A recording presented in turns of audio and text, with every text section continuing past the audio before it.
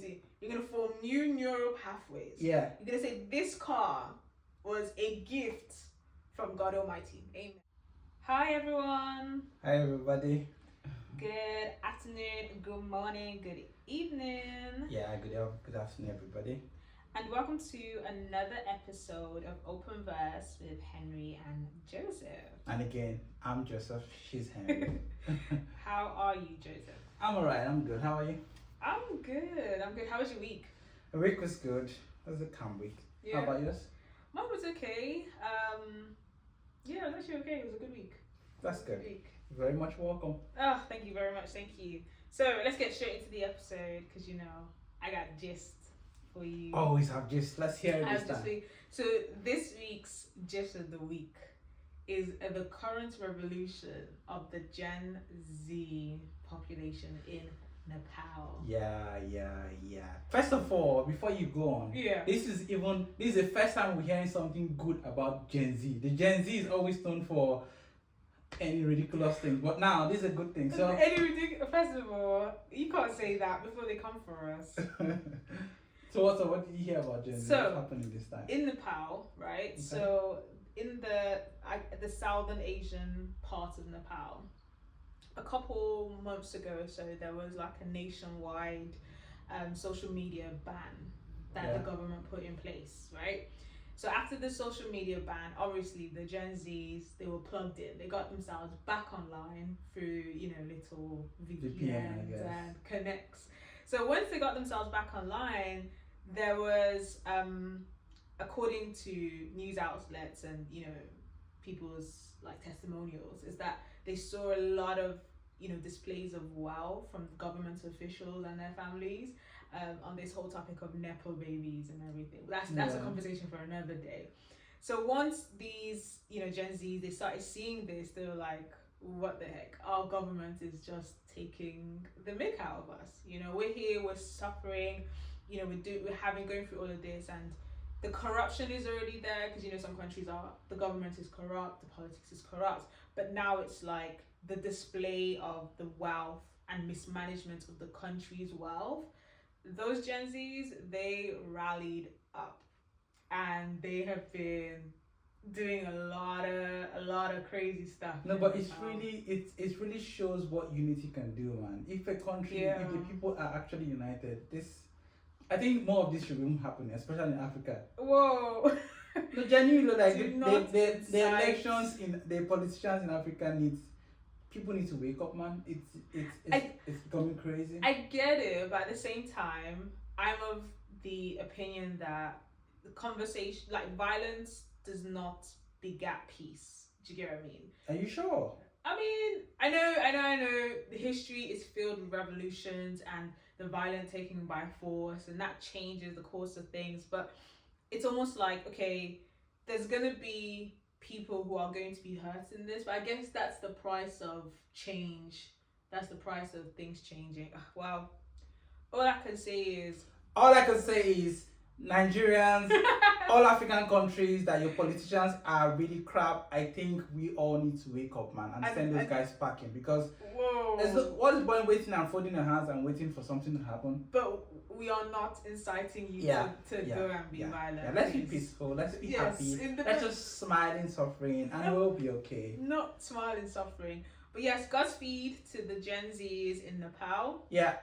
And kudos to you guys. I caught my cap on you. And may they get the country that they deserve and they are fighting for. Yeah. That's nice. Yeah. So after I went Gen Z for life, even though neither of us are Gen Z. We are not. We are so far away from. But genuinely, not everybody. If you look at the population, it's not really Gen Z. It really isn't. I think it's just because it's them that have pushed for the movement and woken up, and as a result, their fellow countryman has also woken up and pushed for it too. But Godspeed to them, and honestly, Godspeed to them. So after I watched my Gen Zs in Nepal and I was rooting for them, I was like, yeah. I scrolled and I saw a video. Social media is so crazy. The things that people share on there is wild. There's this young lady who's like crying her eyes out because she's had her boyfriend of like 7 years or so that's broken up there with we her. go again. And she there we go is again. heartbroken. I think people take heartbreak differently. I'm always shocked at how it transpires and how people respond to it. No, people take. I remember when I was in school, and there's my friend, one of my friends. Then his girlfriend broke up with him, and he wanted to commit suicide. He went to drink the battery water, like her battery water. Yeah, he had to rush him to the hospital. He wanted to kill himself, like because of a girl. Bro, people take heartbreak differently. But why do you feel like they feel like that? I can't imagine that because of a person. But then again, you know, to not have been in that situation is great. It's a blessing. But I can't imagine like being with somebody and then ending that relationship, and then my first thing is wanting to end my life. It should be like, okay, this is ended, something else can happen, let's go on, something new. Do you know what I mean? Yeah. People take heartbreak, disappointment differently, but I don't think it's the right way to go.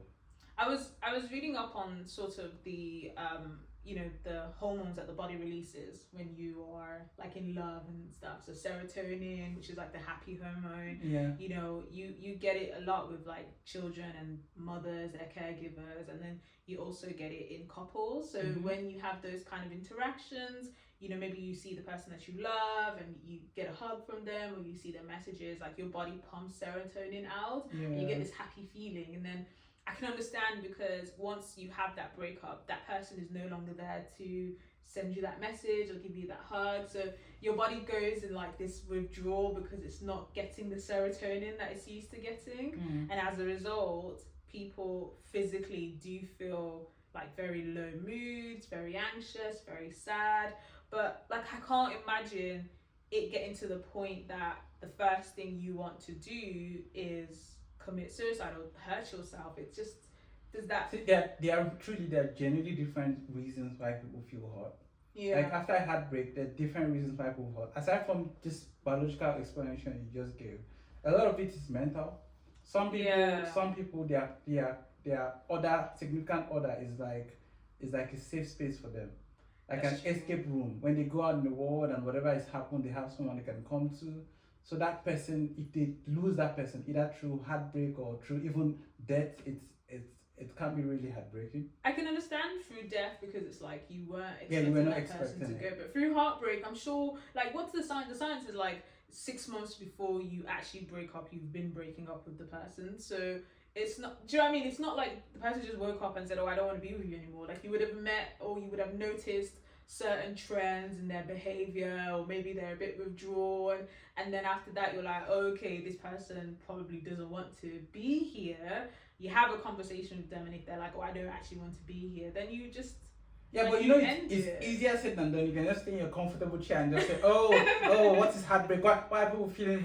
Sometimes people have already created in their little relationship, they've created a whole future already in their mind. Yeah. They have created how their marriage should look like. They've created their children. They have already decided they're going to have 3 children, 2 boys and 1 girl. Yeah. They've already set up their whole life.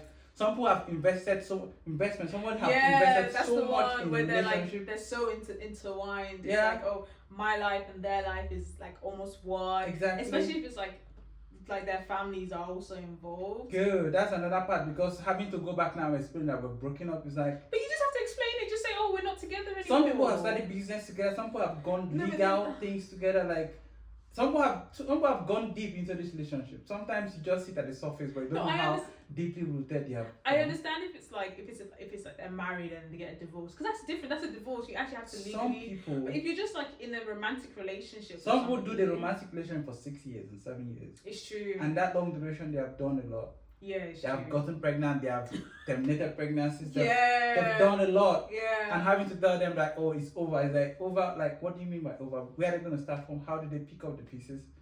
I think sometimes some of the stuff that I see people do after like heartbreak or breakup, I always say to myself, like, this is not setting you up to help you. This is not going to help you move on from this person. Yeah. Fair enough, what you've said. They experience this because maybe they're so intertwined together, their lives are one, and it's so hard to kind of unwrap yourself from that person. But like, I'm just like, why would you then kind of go and sit in this space where you're constantly thinking about them, or you're constantly trying to communicate with them? Like, especially if they broke up with you, just let it go. Like, pack your bags. That's what I'm saying. I say cry your tears on your way out the door. It's easier. Don't keep going back. No, it's easier said than done. You could just see someone. Oh, are you crying? Just move. Just pack your bag and go. It's easier said than done. No, but you have to. It's not about easier said. Yes, you have to pack your bag. You have to. Yeah, but you have to actually come and accept it, because their faces. See, heartbreak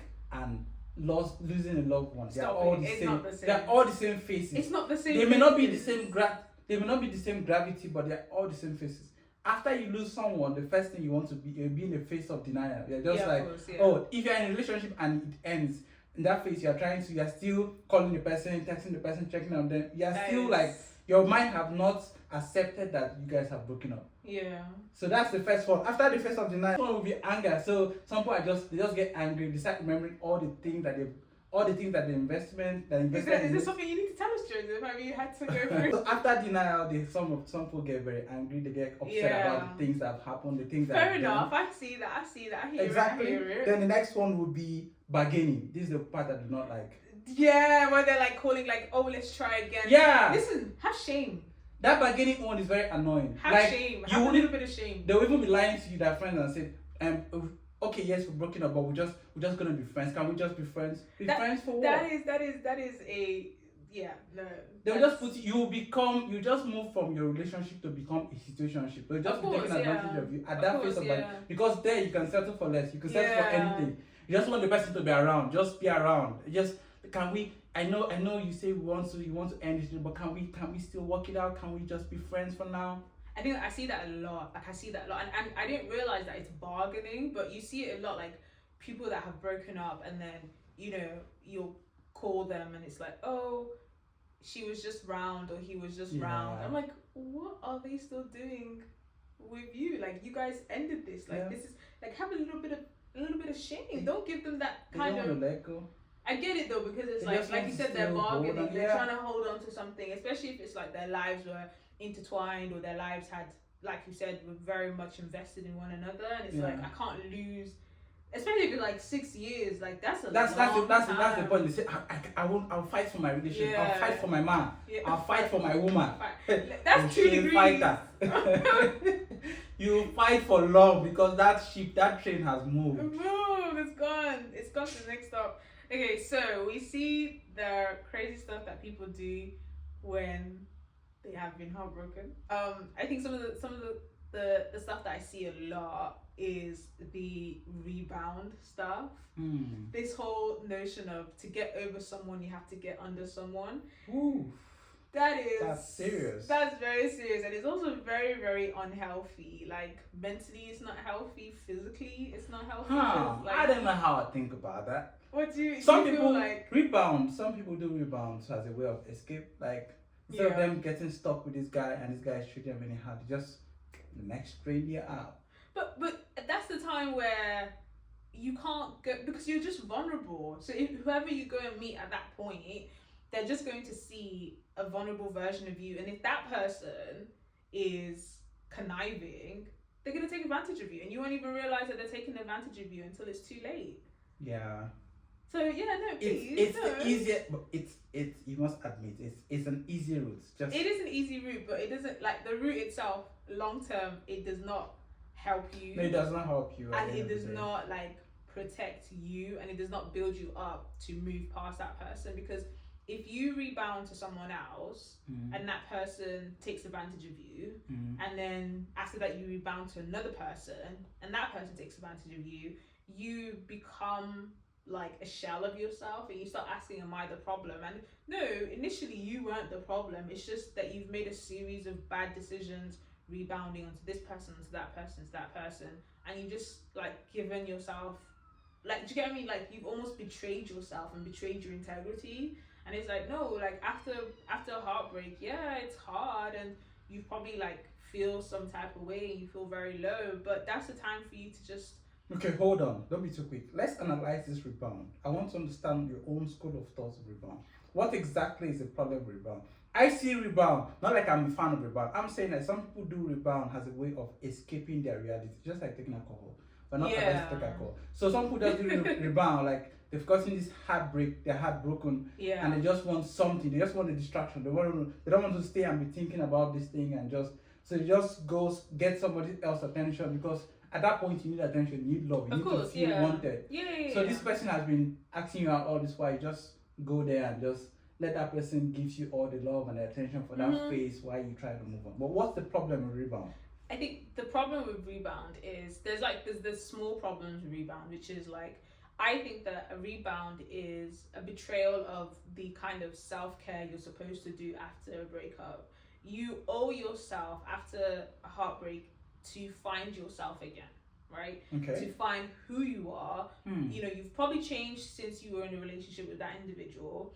You've changed maybe parts of you have changed, developed, matured, but those other parts of you, like you said, have become so centered around that person that you have to de-center that person and then find yourself again. And I truly believe that when you rebound quickly into something else or with someone else, you are betraying yourself. You're betraying the self-care that you owe yourself, and you're giving yourself to another person. Yes, you're saying, yeah, I'm in control of it. Yeah, I'm the one that wants it because I just want to get over that person. But if something happens there, you're very, very vulnerable. You're emotionally vulnerable. Okay, so first thing you've said, which is very important, is that if you're rebounding, at that phase you are vulnerable. So you shouldn't go into something when you're already vulnerable. You need time to heal. That's time to heal, What else is wrong with rebound? 2, like I said, the betrayal of self. You can't betray you owe yourself to care for yourself. You have to care for yourself more than anybody else. So that's still the same thing at the vulnerability, because when you are vulnerable you can accept anything. You can accept. You can settle for less. Yes, things that you will not settle for on the normal day. When you're at that phase, you just accept it because you want the attention and then there's also like the more severe things in having rebounds is that you will probably not do your usual filtering and checking, and you might find yourself in a situation with somebody, God forbid, has like some form of disease or has some form of like something that they haven't disclosed to you, and then you're engaging in intimacy with this person and something happens. Or another part is you're gonna get the evidence of that rebound, and that is pregnancy. Okay, so that is pregnancy. So the whole thing is just that you've been vulnerable. I think more than just being vulnerable is that if you rebound too quickly, you're not gonna give yourself time to heal. And that's it. So you're not gonna give yourself time to heal. So you're just extending your actual heartbreak. You're just disguising your heartbreak. Yeah. Because you're just gonna be in that cloud 9 for that phase, but you are actually heartbroken and you have not healed. You're actually very, very heartbroken. I think that's the main thing, giving yourself time to heal. Yes, like I think the first thing you should do after you've had a breakup, after you've had a heartbreak, is you need to take a moment, look at yourself and say, okay, this is how I feel right now. You have to accept your feelings, accept how you feel. You have to allow yourself to feel the emotions. Like you said, all those stages of grief, I don't necessarily agree with it, but if you feel like you have to go through that grief process, that bargaining, just do it. Journal if you have to. I know they say, oh, why are you journaling? Okay, but find a way to outlet your emotions to yourself. Do you get me? You have to hold yourself for a second and just let yourself feel. Then the next stage, reach out to your community. But I think we would have said things that people do wrong before we got things that people should do. I could list the things that people do wrong. What are the things that we should not do? First of all, we have agreed that heartbreak, everybody. Different people feel it in different ways. People accept it in different ways. Some people are some people are metal. Metal, rock, steel. Once you just leave them, they are just calling the next person. I don't know if they are rebound or they did not even feel anything for you in the first place. You are just feeling that I've broken his heart. Bro, it's okay. Bro, you are not even in a relationship. You are like one of 5 people. So one of the few things that you should not do Number after 1, I had rebound. Do not rebound. Do not rebound. Do not rebound. Do not block that other guy. Block fuck. She said we should not rebound, but rebound is the easiest way to get through this thing. Do not rebound. Why? Do not Because it makes you vulnerable. Because you're not gotten time to heal. Because you could settle for less. You could put yourself in more sticky situations. So exactly. Please do not rebound. So do not rebound. I think I have a better advice. What's your advice? One thing that you should not do after a breakup is to not kill yourself. Oh no, I think I should have said that. Don't hurt yourself. Do not hurt yourself. No, honestly, we're laughing, but please do not hurt yourself. That person is not worth it. Number 2, after they mourn your going and your departure, they will go on with their lives. Don't cut your life short because of somebody else and because of emotions that are in that moment. Like those emotions, like you will get past those emotions. Time heals all wounds. Literally, time heals all wounds. Don't go trying to hurt yourself. Don't try to commit any suicide. Don't even have those kind of thoughts. Literally, because this life is temporary. Is in phases. Mm-hmm. People come and go. In fact, I feel the main reason why people feel hurt when people leave them is because of how much value you put on those people. Of course. On a normal day, they're just human beings. They're just human beings like you. Mm-hmm. So do not put so much value on them. If they go, they're fine. Just appreciate that they were there in the first place and just move on. Do not try to think of hurting yourself. They're not worth it. And if you feel like you want to hurt yourself, please reach out to people. Reach out to people that care about you. Yeah. Reach out to friends, to family. Anchor yourself to something in your life, because the moment you feel like, because the only thing I can imagine is that you feel like the life ahead of you is not worth it. And I would never want anybody to feel like that, because life can really turn and change like your life can change the slightest moment. Like something can happen and your life has completely changed. The experiences that you're having are completely different to what you had anticipated. And those emotions that you feel right now about that person, they will go. It's not a constant. You're gonna find somebody better. You're gonna find somebody nicer. Even if you don't find for a lady, you're gonna find that tall, that baritone voice. You're gonna just relax, man. Just chill. It's not that deep. People lose their parents and they move on, and you just lost someone you met a year ago. I don't think we should we should say losing a partner to break up the same as losing. That's what I'm trying to say. Like people lose people actually. Okay. Like they actually and they move on. So loss. Yeah, and they move on. Yeah. So do not hurt yourself. Okay. Yeah. What else do people do that it's weird? I think what people do is they stalk the person. Oh. I feel like that's so weird. Like, I feel like if you've made the decision to break up with the person or they've broken up with you, to me it's just like you should just kind of cut contact for a period of time. But what if I want to see what they're doing? But why do you want to see what they're doing? I want to see if they're with somebody else or if they were cheating on me. Well, then you probably realized they were cheating on you at some point or other. Why do you care now? You just want to know if. Why? What if they were cheating on one of my friends? If I stalk them, I'm going to find out these things. Are you listening to yourself? No, Stalking them is stalking the person that you've broken up with. But that's a very common thing, though. I know it's common, and I know it's tempting, and I know people like to do it, but you have to recognize the fact that is not going to benefit you at all. No. It's not going to bring any benefit to you. No. That person has, if you see them, listen, everybody at some point after like a breakup or a heartbreak pretends to be either better off or they're happier or whatever, and it's all because they want to put across a perception. Do you get what I mean? Ultimately, just live your life. Focus on your life. Face your front. I'm going to ask you a question. What about breakup sex? We broke up, but I just want to have a good time one last time. When you people have a baby as a result of that breakup sex, and that's twins for you, baby. Do you think we could just have one breakup sex? For me, yeah. Right, I have too much pride, for those kind of things. If I broke up with somebody, or if I'm broken up with somebody, you're not hearing from me anymore. Because as far as I'm concerned is, if you weren't enough, or if I wasn't enough, there's absolutely no reason why we should still be interacting. Like, okay, that's cool. We move on. Next one. Next thing. Let's go. Life goes on. So you said no, but people shouldn't go and do like. I feel like have one last hug and last. I think. Do you know what? If you're doing it for some form of closure, that's fine. But if you're doing it because you're just feeling lust, what do you mean some kind of closure? You're gonna go. I don't know.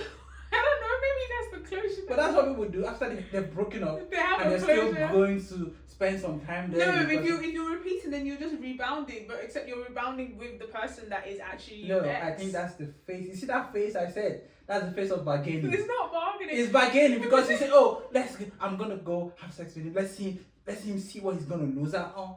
You're wasting your time. You're actually wasting your time because that person is going to just have sex back with you and move on. Like, if anything, they'll be having sex with you, and then they'll be finding the person that they were actually going to be in the next relationship with. Please do not do that. Like, have a little bit of self-respect, man. Carry yourself. But then again, I get it, especially if it's like a lot of commitments was made and you guys were very much involved and all that kind of stuff. But still, it's like, don't give anybody the satisfaction of being able to call you and you come to them. Like,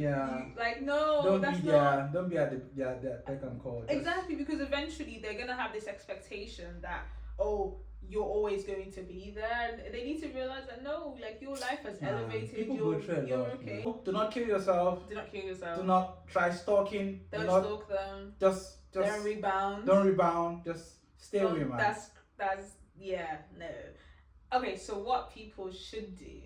What should people do after a breakup? I'm gonna put on my psychologist hat. Go for it. And I'm gonna say the first thing you've got to do after a breakup, after you've taken care of yourself, obviously, and you've prioritized your self-care, is you need to start building new neural pathways of how you process information, how you process life. You have to, one, recognize that the time that you spent with that person, the time of your relationship, they would have started influencing how you view the world around you and how you process certain things. Maybe they like the color green, so you were very keen to buy green clothes, green jumpers, green trousers, green shirts, because you know that they like the color green. Now you need to form new neural pathways and recognize, what color do you like?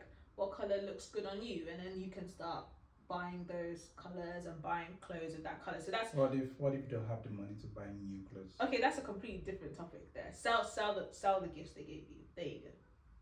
What if you just want to hold and this is the last thing I have up there? Sell it. Get rid of it. I don't think you've gotten yourself heartbroken because the way I sound, sell it. Just sell it. Listen, I don't find it. For me, I just think that, like... That's true. That's a good question. Yeah. Should I give back what they gave to me? Oh, hell no. Wait. Absolutely not. I thought you said you should value it. No, it's yours now. And you do with it what you want to do with it. So, but good. For me, yeah, I think that you should get rid of it. You should even throw it away. It's cathartic. You throw it away, you put it in the bin, you get rid of it, so you sell it if you feel like if he buys you a car, that's different. That's a different car. Are you going to return the car? I don't know, because... Oh. Look at the materialistic nature. Listen. So if you buy you anything, throw it away. If he buys you a car. If he buys you a car, it depends on what kind of car it is. If it's a nice car, and if it's in your name, and it's paid off, yeah, my good sis, you better keep that car. But the car's not going to remind you of him. No, because you're gonna go, right, that's what you're going to do. You're going to form new neural pathways. Yeah. You're going to say, this car was a gift from God Almighty. Amen.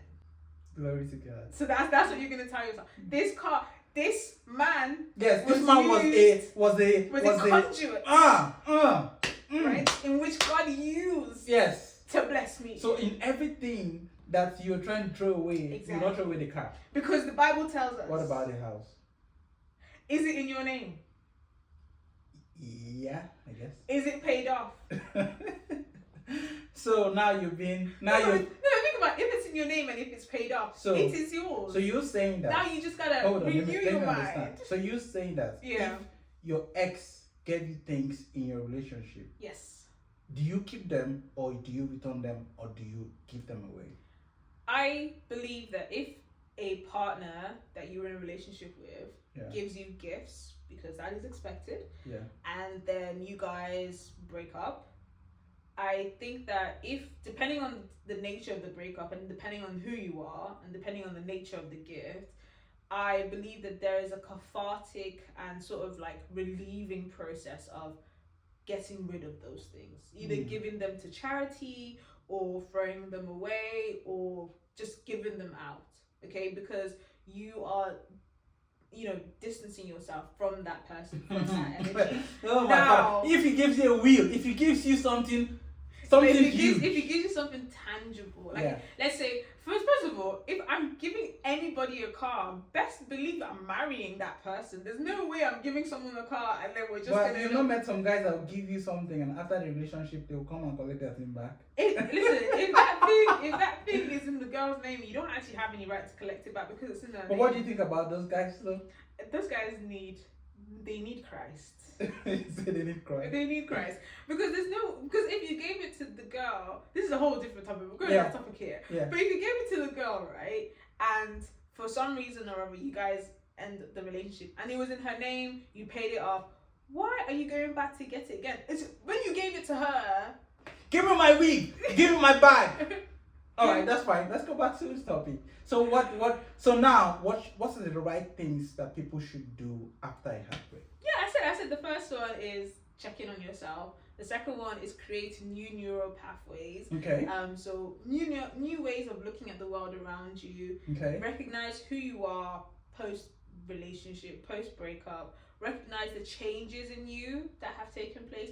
I think also recognize the things in you that you may need to work on. 9 out of 10, the relationship may have ended because of some form of like this miscommunication or misunderstandings between the two of you, or like compatibility issues. And what you can do is, if there's some things that like, okay, you are like very, very extroverted and he is not, so therefore you feel like, okay, next time I'll go for someone who is as either accepting of my extroverted nature or somebody who is as extroverted as me. So those are things that you can work on. You set your standards, you start understanding, okay, this is what I want from a partner, this is what I want from a relationship. And that's the things that you start working towards. So you start like you're working on yourself, you're building on yourself. And I think also the last bit is find something to do. Invest yourself into something. Find yourself in the middle of something.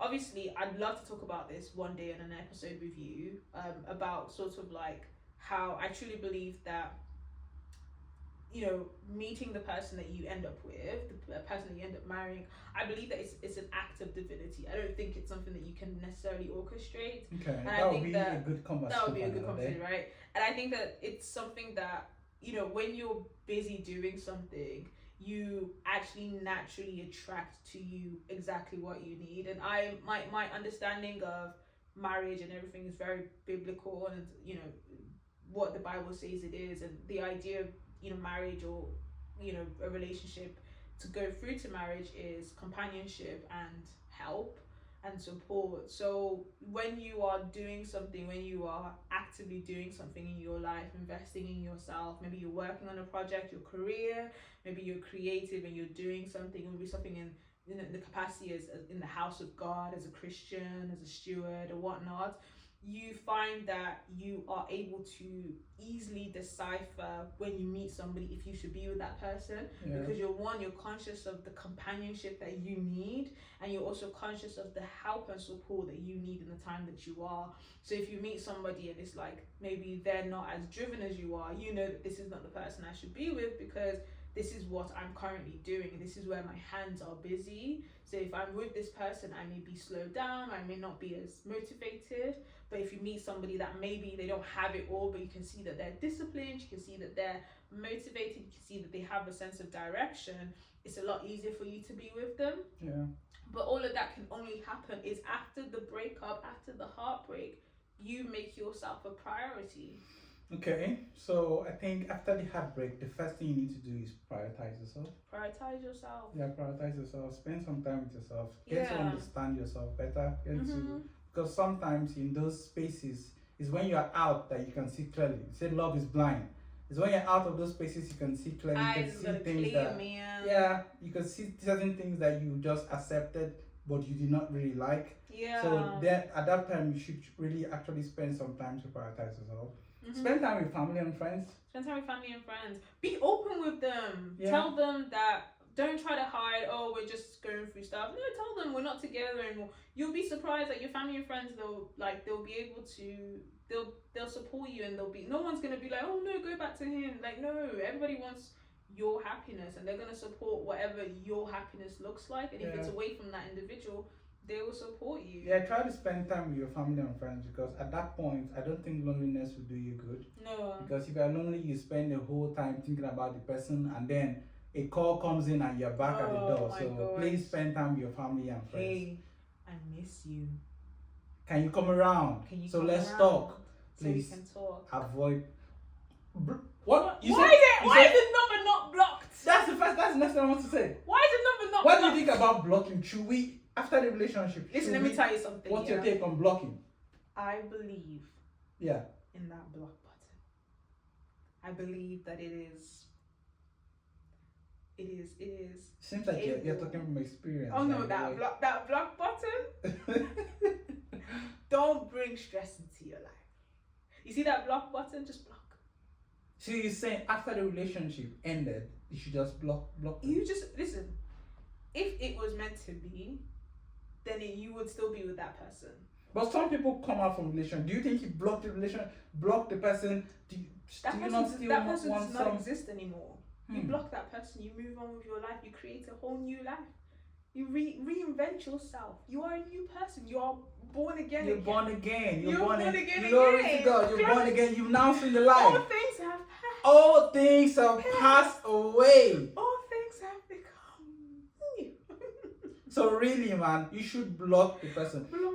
I sounded very heartless. Don't block the person, especially if you guys work together or anything like that. Because you don't want to come across as like petty. Some people are saying, blocking the people is childish. Just for your own mental health. Block the person. I also think just distancing yourself from them is good for a period of time. Distance yourself from them. Block the person. Yes, and I think if you feel for a while until you're getting your head cleared. Yeah, so then you can unblock them. Yeah, you can now have the conversation. Yeah. And also, it's good to protect yourself as well, because you may not be stalking, but they will stalk you. And if you block them, they can't see anything that's going on in your life, and you kind of ensure that both of you get that time of healing and that time of movement.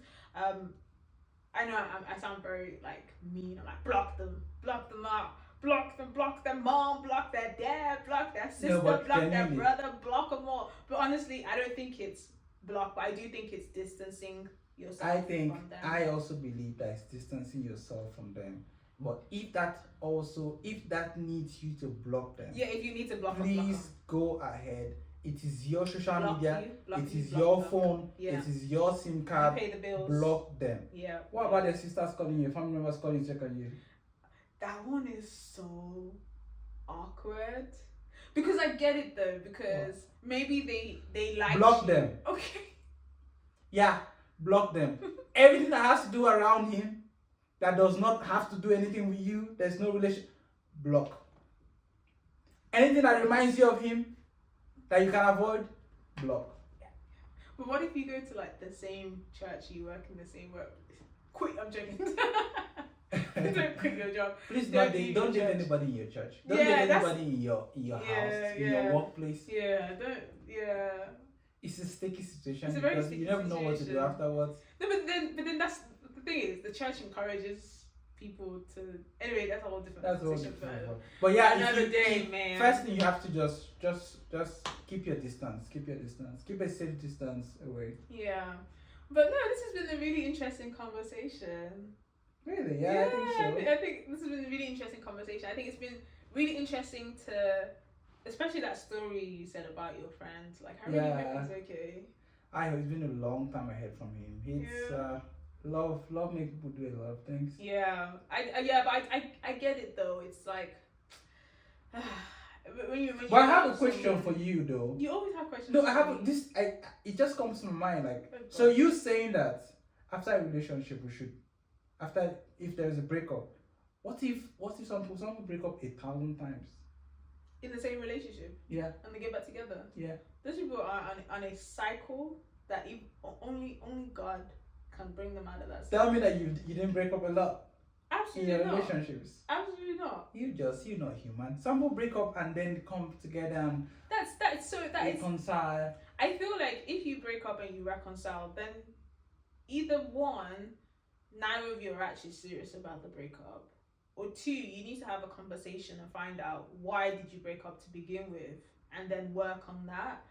Either you really do want to be with this person, and maybe that breakup and that reconciliation, it's like, oh, okay. You think it's out of childishness people break up a lot? Some people just break up. They're very emotionally unstable people. Oh, those ones. Yeah. I don't want to do this anymore. And then 2 days after, but you know what? Those ones are like, when you sit those ones down, you find that they actually love each other quite a lot. They're just very like stubborn-headed, and they're just like, both of them are quite stubborn, and it's like if one fires up, the other fires back up. And those ones, I always say, they're in a cycle that only God can save them. Like, everybody should just leave them alone. Like, the rest of us cannot help those people.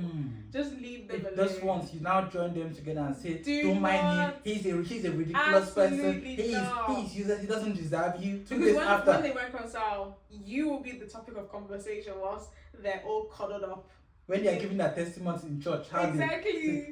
Some of my friends wanted to come against us. On the wedding day, you'll be the person serving rice, because they were still married, and you'll be serving rice at their wedding. So before we close this topic, I have a question, a last question. I promise. Okay, that's fine. So if you're friends with somebody, and they break up, are you still gonna be friends with both of them?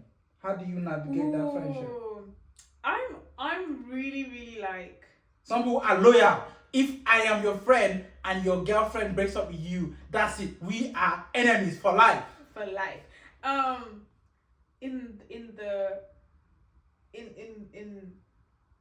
Take your time, process it. Don't say anything that was gonna cause a problem. I just want to say that for those that know me, and love me, they know that I am loyal. I am loyal to the core. I am right to the wheels for love. If you break up with my friend, or if you and my friend break up, it depends. If you guys had like an amicable breakup and it's like there's understanding on both sides, then I'm cool with both. The person that's my friend is my friend, but I'll also be cool with that person, with their ex-partner. Okay. If I know them. Okay. If I had that relationship with them prior, I'll also be cool with them too. And particularly if I like them, that's fine. But I always check in with my friend first and be like, oh, are you okay with me talking to them? But it won't be a case where I invite my friend or I invite their ex. Like, that's not really fair. Okay. But if they had a bad breakup, if it's some heartbreak situation, I would just be like, on site.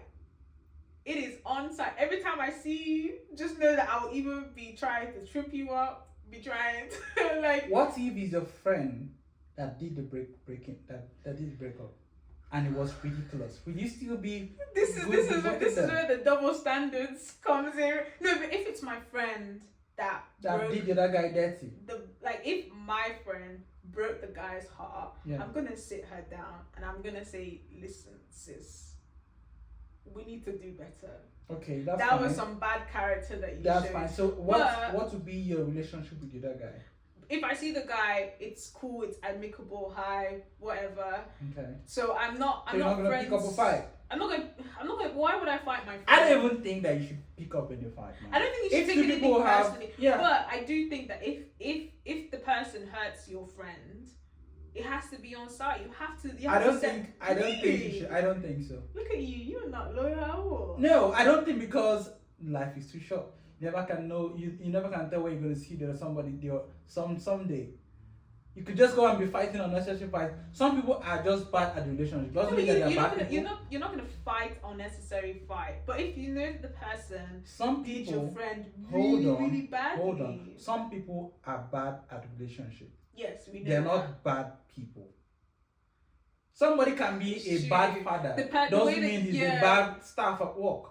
The way that you know them, the capacity in which you know them is different to the capacity in which your friend knows them. Dude, so I don't think we should go around like picking up unnecessary fights. But I still think you shouldn't be so friendly, buddy with them. Yeah, you may not be so friendly, but do not be enemies, man. Life is too short. Listen, I'm just gonna put it out there that if you have ever done any of my friends dirty, just know that it is completely. There we go. It is completely on site. Every time I see you, I'm looking for ways in which I'm going to punch you. All right, ladies and gentlemen. And that is a promise. All right, ladies and gentlemen, let's leave this violent one here. She's not violent. She's very nice. How do we close the session? Okay, so if anybody has been heartbroken, how do they say it in Nigeria? Pele. Sorry. Pele. Ndo. Sorry. If you have been heartbroken, don't worry. It's heartbreak. It's breakfast. It goes around. Everybody gets it. There's still lunch and there's still exactly. If you've gotten breakfast, relax. You're gonna get lunch. Exactly. You're gonna get dinner. They're not gonna serve you dinner. Oh gosh. Just calm down. It's gonna go around. You enjoy dinner. The thing you need to understand is that if somebody breaks your heart today, do not kill yourself. Yeah. The person will also get their own heart broken. Everybody tests this thing. Yeah. So just relax. Just take your time. Just prioritize yourself. Think of you, and you'll be alright. Time heals all wounds. I think that's how we will end this. Time heals all wounds. Prioritize yourself and remember that time heals all wounds. And with that our time has finished for today. So thank you guys so much for joining today's episode. Put in the comments the craziest thing that you've done or someone that you know has done after a heartbreak. And what advice you're going to give to somebody that is going through a heartbreak. And if you want to shout out that dirty ex, shout them out in the comments. Don't worry, I'll be in the comment with you, dragging them with you. Don't worry, I got you. That's my loyalty. Okay. All right. Bye guys. All right, bye guys. Have a great week ahead. All right. Bye. Bye everybody.